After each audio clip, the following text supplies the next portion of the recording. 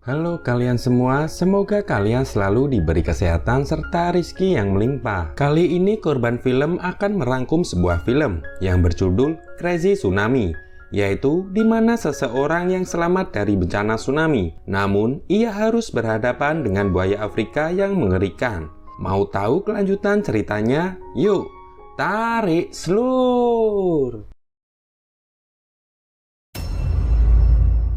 Di awal film ditunjukkan salah satu pantai di negara Asia Tenggara sedang terjadi tsunami besar. Lalu 3 menit sebelum terjadi tsunami diperlihatkan 2 orang, yaitu Jian Peng dan anak buahnya. Mereka sedang menjalankan tugas untuk mengirimkan buaya ke pemiliknya, yaitu Savo. Sesaat setelah mereka memasuki kawasan pecinan, mobil mereka terhentikan oleh penduduk yang memblokade jalan. Mereka memprotes ke perusahaan Savo yang telah mematikan air serta listrik di wilayah pecinan. Namun di situ Jian Peng bertemu anaknya bernama Xiaohu dan beberapa keluarganya yang ternyata ikut membantu para penduduk untuk menuntut keadilan. Saat mereka asik berdebat, tiba-tiba tsunami besar muncul di hadapan mereka. Jian Peng, anaknya, dan beberapa orang berhasil selamat setelah kejadian itu. Namun, masalah baru telah muncul setelah anak buah Jian Peng memberitahu bahwa buaya yang dikurung telah terlepas akibat tsunami. Jian Peng pun disalahkan oleh San Mao karena tidak ada peringatan tsunami di pecinan. Saat mereka berdebat, tiba-tiba buaya itu muncul dan menerkam salah satu orang di sana dan membuat orang-orang panik. Namun, Jian Peng menyuruh semuanya tetap tenang dan tidak bergerak. Tapi apesnya anak buah Jian Peng diterkam buaya akibat tidak sengaja menyenggol sebuah benda yang mengakibatkan buaya itu tahu keberadaannya.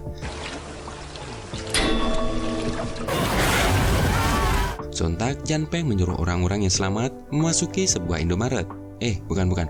Maksud saya swalayan. Lantas menutup pintu swalayan itu. Namun buaya itu beberapa kali terlihat mengetuk-ngetuk pintu tersebut. Di scene lain diperlihatkan seorang wartawan sedang mewawancarai Savo, bahwasanya dia memberi penjelasan yang akan membantu para korban tsunami dan membangun kembali rumah-rumah yang terdampak. Kembali ke Jian Peng, ia menjelaskan bahwa buaya yang mereka hadapi bernama Gustavo.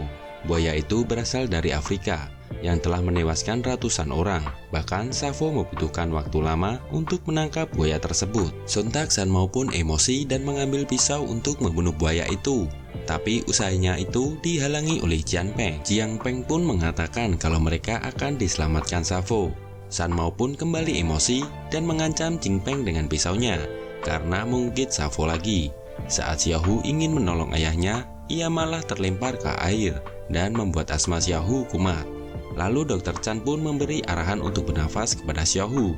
Tapi buaya di luar beberapa kali terus mendobrak pintunya yang membuat mereka panik. Lalu Paman Li mengutarakan pendapatnya jika mereka bisa ke klinik dengan melewati ventilasi itu untuk mengambil obat, yang akhirnya Dr. Chan dan San Mao memutuskan untuk pergi ke klinik mengambil keperluan mereka. Diperlihatkan Savo menyuruh anggota pemerintahan agar membuka saluran air karena pabrik berhenti produksi akibat tergenang air. Namun jika hal itu dilakukan, maka menyebabkan debit air di bawah kota akan meningkat. Dengan terpaksa, anggota itu pun melakukan perintah Savo. Emang bejat nih Savo.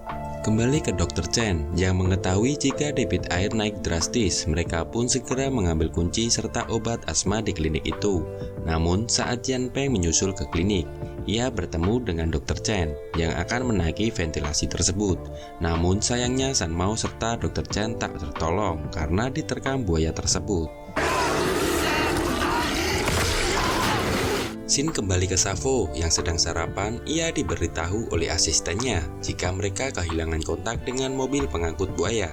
Lalu Savo ditelepon seseorang yang mengatakan jika tsunami tersebut adalah rencana dari Savo untuk menggusur para penduduk di pecinan. Kan aneh, masa manusia membuat tsunami? Kembali ke Jian Peng, ia melihat adanya tim penolong menaiki perahu. Jian Peng pun teriak dari dalam swalayan.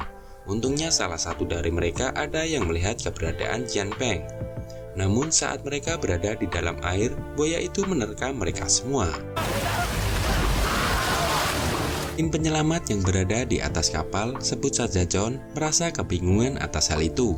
Lalu buaya itu menyerang John yang masih berada di atas kapal. yang mengakibatkan kapal yang ditumpanginya tak sengaja menjebol pintu swalayan, sehingga buaya ikut masuk dan menyerang kapal tersebut hingga hancur. Secara bersamaan, John melompat dari kapal untuk menghindari terkaman buaya. Sontak Jian Peng menyuruh orang-orang di dalam swalayan untuk cepat keluar dari sana. Tapi di sini Nyonya Chen mencoba menahan buaya itu dengan menutup pintu swalayan dan merelakan dirinya diterkam buaya.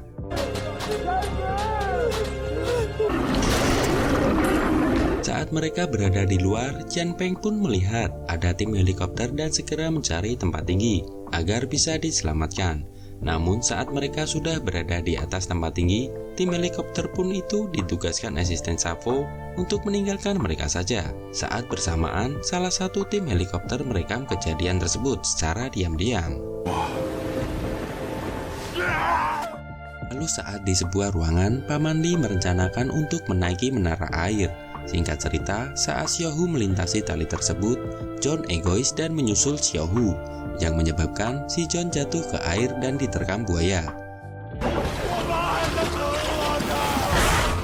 Saat Jian Peng, Xiaohu dan Jiming sampai di menara air, karena sudah tidak ada waktu lagi, Paman Li pun merelakan dirinya tersapu air bah tersebut, yang membuat Jiming merasa sedih kehilangan seorang ayah.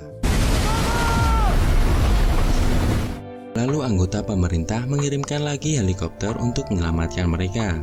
Namun, tangga yang dinaiki Jian Peng, Xiaohu, serta Jiming tergigit oleh buaya, yang mengakibatkan helikopter kehilangan keseimbangan. Yang seketika itu, ketiga orang tersebut terhempas ke air dan membuat helikopter tersebut meledak.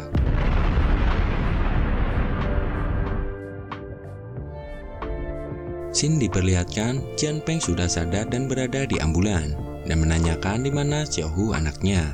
Lalu Safo dengan akal bulusnya akan menunjukkan di mana keberadaan anaknya. Jika Jian Peng mau berpura-pura mengakui jika penyebab putus sinyal komunikasi serta banyak korban di pecinan adalah ulah Jian Peng, yang seakan-akan agar Safo terbebas dari tuduhan tersebut.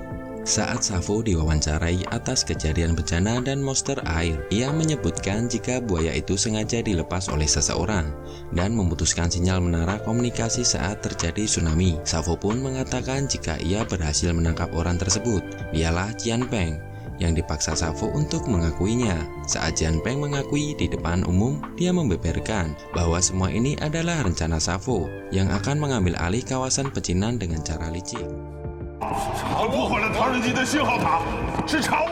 Namun saat Safo akan ditangkap, ia membuka pintu buaya tersebut dengan remote-nya. Sontak Jian Peng menyuruh semua orang untuk berlari.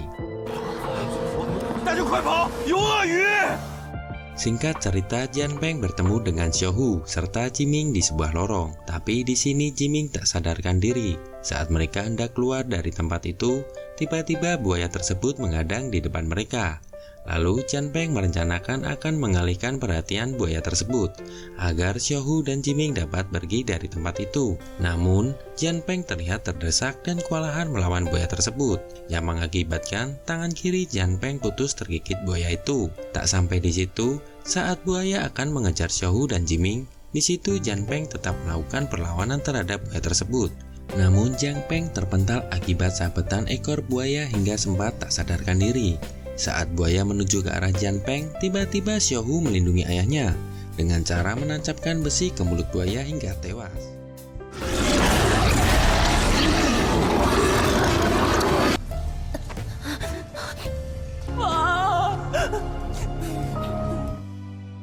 Lalu kita dibawa di 1 tahun kemudian, yang ternyata Jian Peng masih hidup dan memandangi foto. Seketika ia flashback ke masa lalunya saat bersama keluarganya.